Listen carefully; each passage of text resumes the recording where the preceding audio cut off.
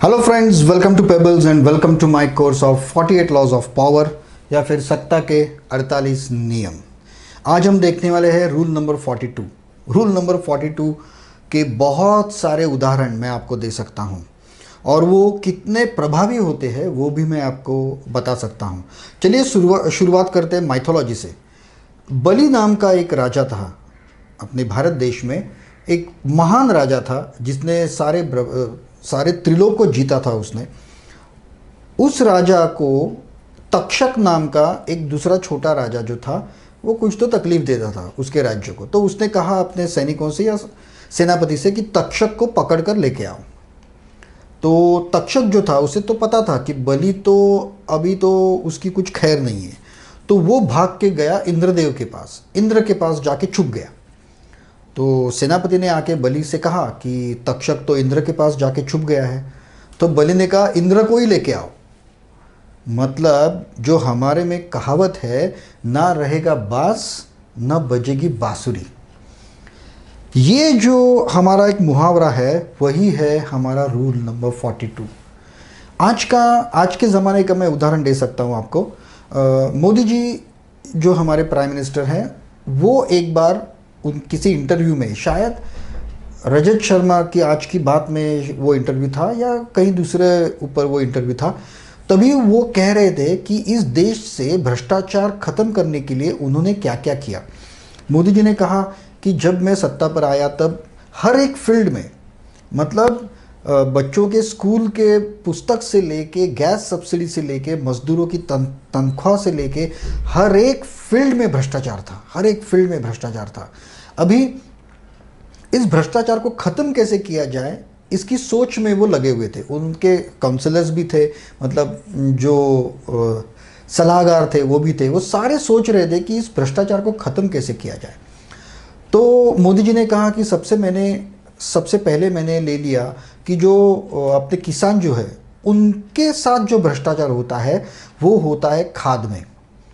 हमारा जो फर्टिलाइज़र होता है यूरिया, उसमें बहुत बड़ा भ्रष्टाचार था। क्या होता था, द यूरिया सब्सिडाइज होता है, यूरिया सब्सिडाइज होता है। तो वो यूरिया जो है वो खेत के लिए भी लगता है और बहुत सारी इंडस्ट्रीज़ के लिए भी लगता है।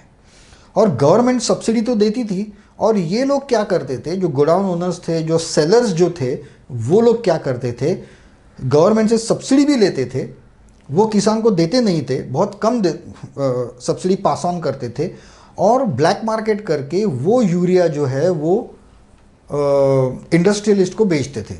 क्योंकि इंडस्ट्री को जो मिलने वाला यूरिया था उस पर सब्सिडी नहीं थी, तो इंडस्ट्री वालों को वो सस्ते में मिलता था और ये लोग ब्लैक मार्केट करके उनको बेच देते थे।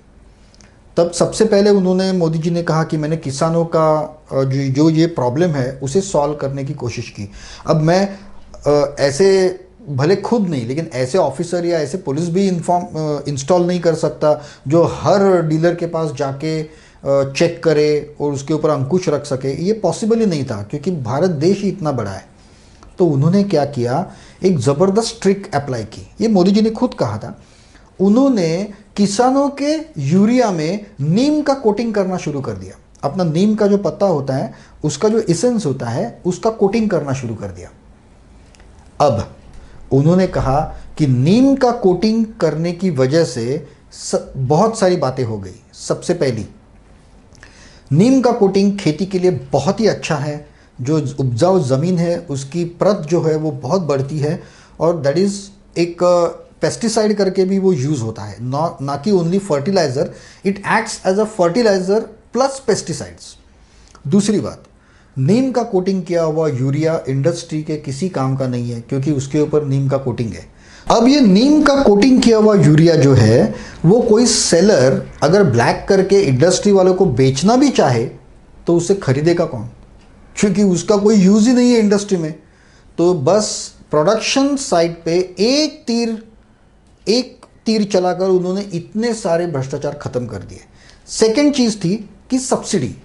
ये तो ब्लैक मार्केट तो करते ही थे, वो तो रोक ही दिया उन्होंने सीधा, बिना एक भी सेलर के दुकान में वॉच रखे बिना इसको ख़त्म कर दिया। और दूसरी चीज़ उन्होंने की, जो सब्सिडी भी मार रहे थे ये लोग, वो सब्सिडी जो थी वो डायरेक्टली किसानों के बैंकों में जमा करना शुरू कर दिया। सिमिलरली यही चीज़ उन्होंने की गैस सब्सिडी के बारे में। जो सब्सिडी थी वो डायरेक्टली उपभोक्ताओं के अकाउंट में डालना शुरू कर दिया। ये सारी चीज़ें एक एक करके भ्रष्टाचार को कई सारे फील्ड से उन्होंने ख़त्म करना शुरू कर दिया।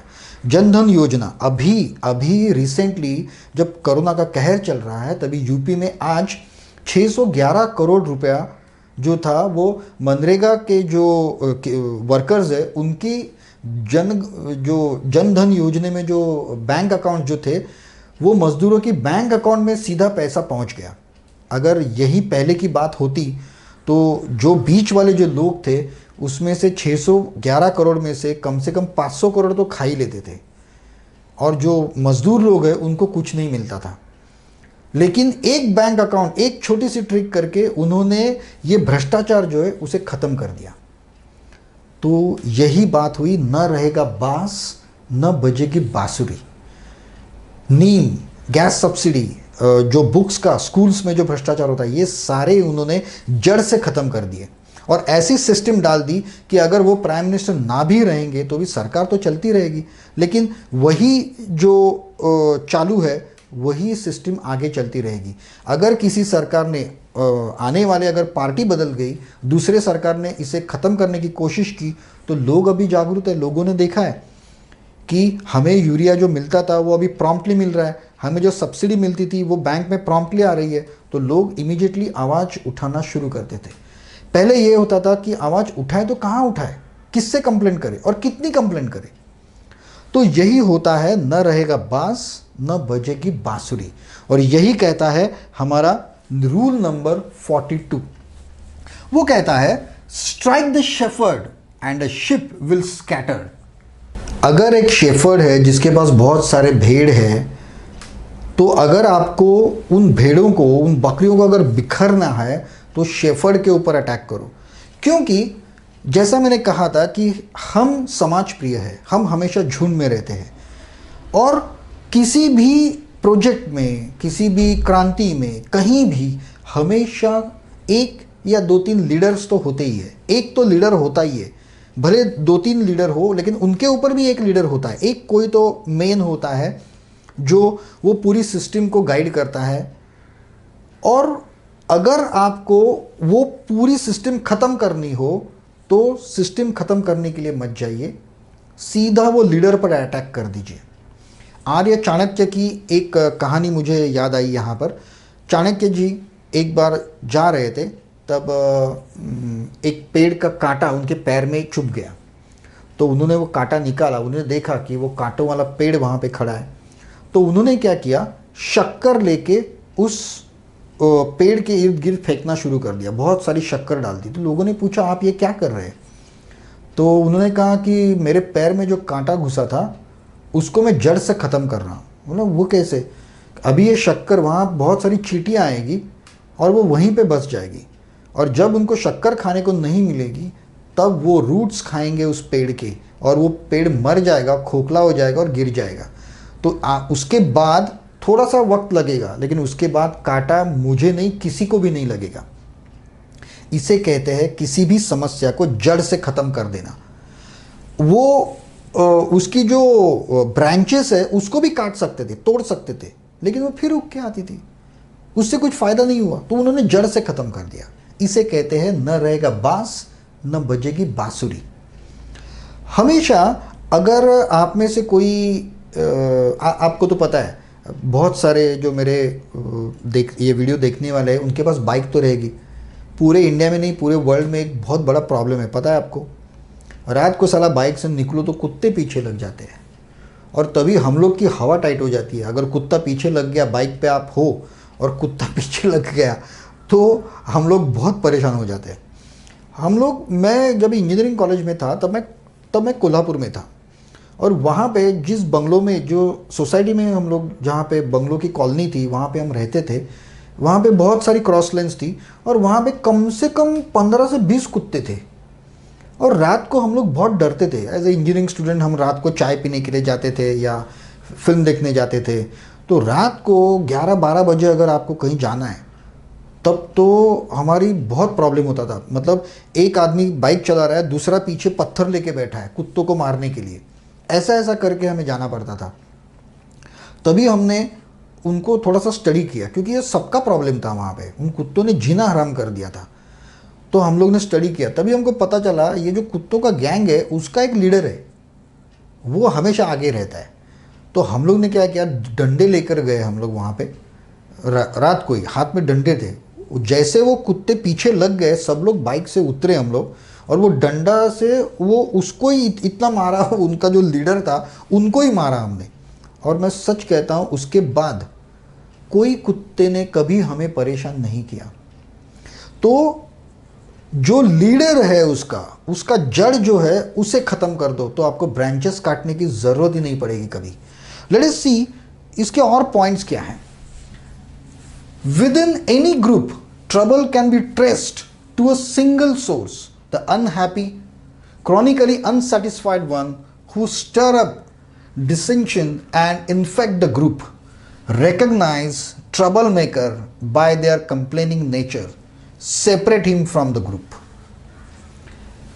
इन्होंने वही कहा है जो मैंने अभी आपको समझाया। हर एक ग्रुप में, हर एक, अभी आप कॉर्पोरेट्स में काम कर रहे हो, हर एक ऑर्गेनाइजेशन में ये कंप्लेन करने वाला कोई एक ही मुखिया होता है, एक ही आदमी होता है, वो हमेशा अनहैप्पी होता है, उसे ट्रेस करना बहुत इजी होता है। अब जो ये ट्रबल मेकर जो है, जो हमेशा कंप्लेनिंग मूड में रहता है, जो अनहैप्पी है और जो बाकी लोगों को भड़काता है, पहला वार उस पर करो। जब उस पर वार किया जाएगा तब बाकी लोग अपने आप सुधर जाएंगे। जो भी बिजनेस मैनेजमेंट सीखते हैं, या पता नहीं है बिजनेस स्कूल में ये सब सिखाया जाता है कि नहीं, क्योंकि ये बहुत प्रैक्टिकल चीज़ें हैं। लेकिन अगर आपके पिताजी दादाजी बिजनेसमैन हो तो वो आपको ये चीज़ ज़रूर सिखाएंगे कि प्रैक्टिकल मैनेजमेंट कैसे करनी होती है। आप उस ट्रबल मेकर को ही सेपरेट कर दो। फॉर एग्जाम्पल, जब भी ये जो स्ट्राइक होते थे, जो कॉटन मिल्स में, मुंबई के कॉटन मिल्स या कहीं भी कंपनीज में स्ट्राइक होते हैं, तब मैनेजमेंट क्या करती है? मैनेजमेंट या फिर जो मालिक लोग होते हैं वो यूनियन लीडर को ही खरीद लेते हैं, उनको ही पैसा दे देते हैं। तो यूनियन लीडर पूरी तरह से मैनेजमेंट की तरफ से काम करता है, क्योंकि यूनियन लीडर ही वो एक आदमी ऐसा है जो लीडर है, जो ट्रबल मेकर है, जो बाकी लोगों को भड़काता है। अगर आपने उसको ही रास्ते से हटा दिया तो बाकी के लोगों की तो औकात ही नहीं है कुछ कंप्लेंट करने की या कुछ भी करने की। तो एज अ पर्सन, अगर आपको सक्सेस चाहिए, आपको अगर लीडर बनना है, कुछ भी करना है, तो आपको ऐसे लोग ढूंढ के निकालने होंगे जो आपके खिलाफ, अगर कुछ कॉन्स्पिरेसी चल रही है तो उसका लीडर आपको ढूंढना पड़ेगा, और वो ढूंढना बहुत आसान है। अनहैप्पी, कंटिन्यूस कंप्लेनिंग और सबको भड़काने वाला, ऐसे आदमी को पहले ख़त्म कर दो। आपके अगेंस्ट जो कॉन्स्पिरेसी चल रही है वो अपने आप ख़त्म हो जाएगी। ऑन द कॉन्ट्ररी, ये जितने रूल्स हमने देखे हैं वो इसीलिए उन्होंने लिखा है कि कभी भी फ्रंट लाइन में मत रहो। सारे लीडर्स फ्रंट लाइन में रहते हैं, फ्रंट लाइन में मत रहो। अपने लिए किसी दूसरे आदमी का इस्तेमाल करो, तो अगर वार होगा भी तो उस पर होगा, आप पर नहीं। So this is the beauty of this complete course, कि वो आपको क्या करना है वो भी बताता है और क्या नहीं करना है वो भी बताता है। Let us go to the second point. In every group power is concentrated in the hands of one और two people. Human nature shows people will orbit around a single strong personality. उन्होंने दिया है कि इनको find out कैसे करना है, कि इन एवरी ग्रुप पावर जो होती है, जो डिसीजन मेकिंग जो होता है, वो एक या दो आदमियों के हाथ में ही होता है, और बाकी के, वो जैसे तारा है और बाकी लोग जैसे ग्रह सूरज के अराउंड घूमते हैं, वैसे लोग उनके इर्द गिर्द घूमते हैं, उनकी बातें सुनते हैं और उनको फॉलो करते हैं। जो लोग भी पॉलिटिक्स में है या फिर पॉलिटिशियन के ख़ानदान से है या किसी मूवमेंट में है, उन्हें ये बात बहुत अच्छी तरह से पता होगी कि अगर किसी लीडर को ख़त्म किया जाए तो वो मूवमेंट जो है वो अपने आप ख़त्म हो जाएगी, ख़त्म होती है। और ये ख़त्म करने का जो तरीका मैंने कहा है वो ज़रूरी नहीं कि उसको ख़त्म ही कर देना चाहिए। सपोज़ इन ऑफिस आपके अगेंस्ट कोई तो कॉन्स्पिरेसी चल रही है, आपके खिलाफ कोई कंटिन्यूस कंप्लेंट चल रही है, कोई भड़का रहा है किसी को, तो सीधा सीधा जो कर रहा है उसका लीडर जो है उसे खरीद डालो, उसे अपने मतलब जो ग्रैटिट्यूड जो आपका है, गिफ्ट है, ये है, उसकी तले उसको दबा दो, तो अपने आप आपके खिलाफ जो कुछ भी कॉन्स्पिरेसी है वो ख़त्म हो जाएगी और वो आदमी अब आपके खिलाफ नहीं आपकी तरफ से बात करेगा, आपको प्रेज करेगा, आपकी तरफ से बात करेगा, आपकी वकालत करेगा। तो friends, I hope you have understood this very clearly. बहुत ही आसान है, बहुत सारे एग्जाम्पल्स मैंने आपको दिए, क्या करना है वो भी मैंने आपको बताया, और अगर आप उस पोजीशन पे है तो आपको क्या करना है वो तो ये कोर्स आपको बता ही रहा है कि फ्रंट लाइन में मत रहो, सेकंड लाइन में रहो, ताकि फ्रंट लाइन जब मर जाए तब उनके शरीर पर पैर रख के आप आगे जा सकते हो, उनकी सीढ़ी बनाकर आप आगे जा सकते हो। So that's all in this video. Thank you very much for watching me. I will definitely wait for your comments, और इस वीडियो को शेयर और लाइक करना मत भूलिएगा। Take care everybody, and till my next video, good bye.